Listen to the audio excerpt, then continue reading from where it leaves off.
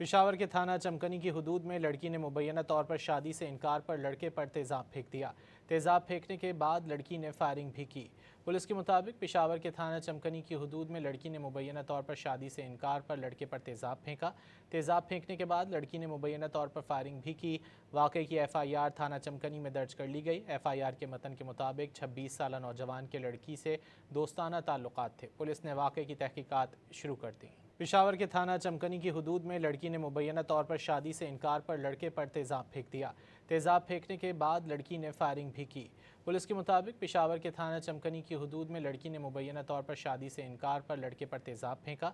तेजाब फेंकने के बाद लड़की ने मुबैना तौर पर फायरिंग भी की। वाक़े की FIR थाना चमकनी में दर्ज कर ली गई। FIR के मतन के मुताबिक 26 साला नौजवान के लड़की से दोस्ताना ताल्लुकात थे। पुलिस ने वाक़े की तहकीकात शुरू कर दी। पेशावर के थाना चमकनी की हुदूद में लड़की ने मुबैना तौर पर शादी से इनकार पर लड़के पर तेजाब फेंक दिया। तेजाब फेंकने के बाद लड़की ने फायरिंग भी की। पुलिस के मुताबिक पेशावर के थाना चमकनी की हुदूद में लड़की ने मुबैना तौर पर शादी से इनकार पर लड़के पर तेजाब फेंका। तेजाब फेंकने के बाद लड़की ने मुबैना तौर पर फायरिंग भी की।